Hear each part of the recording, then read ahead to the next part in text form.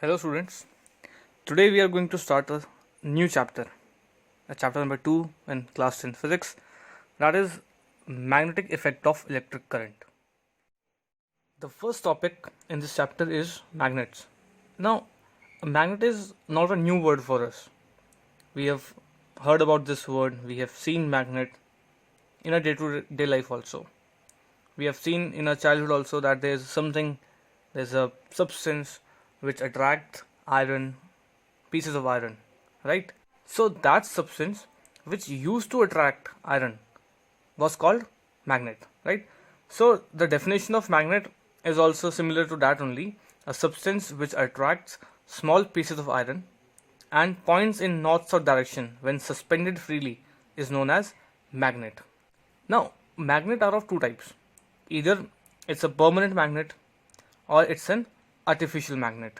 Now, permanent magnet is a ore, is an iron ore which is called lodestone, or in some book it is written as magnetite.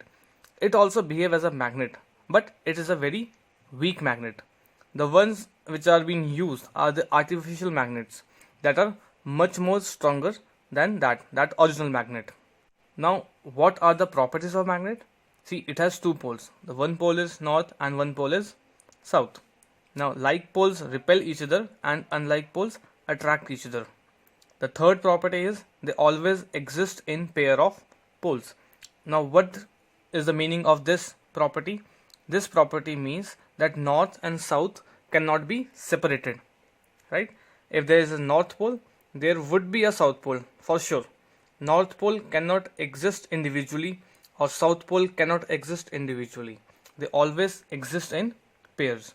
The fourth point, repulsion is the test for a magnet. If you want to test that a substance given to is magnet or not, repulsion is only the way to find it. Now, next topic is magnetic field and field line. First, we are going to discuss magnetic field. See, field is any area. Football field, cricket field, baseball field. So, field is a specific area where that sport is played, right? So, magnetic field is also something similar. See, every magnet has his own area by which you can feel its influence. If you take an iron piece near to a magnet, you will feel that it is attracting or it is repelling the iron piece. If you take it away from the magnet, slowly you will feel that the force between the magnet and the iron is decreasing.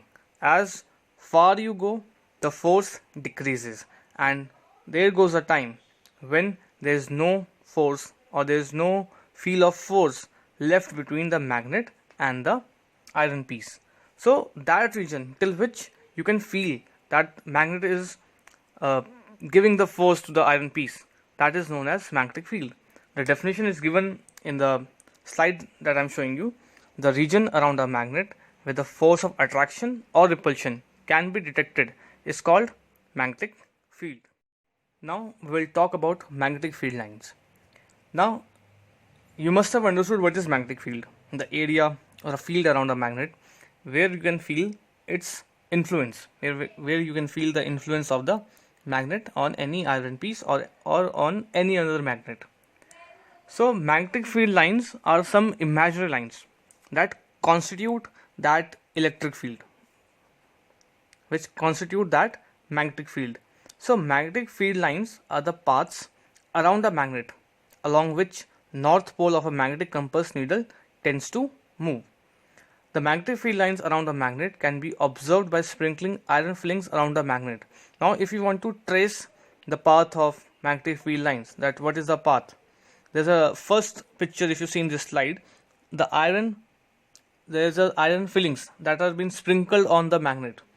The lines which are been shown there, those are the path or those are the magnetic field lines that is being traced by this method, right?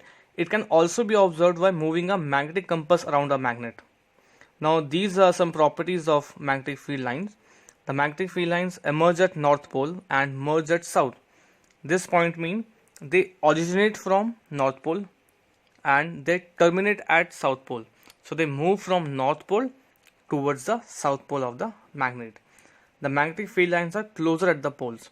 Near the poles they are much more closer, and the lines are closer where the magnetic field is strongest. This you can see by practical also. The most amount of force that is experienced by a magnet is near the poles, near the ends of the magnet. The third one is the magnetic field lines do not intersect each other. The second diagram shown in this slide is the direction of magnetic field line, that they are going from north to south, and the important thing is that they are not intersecting each other.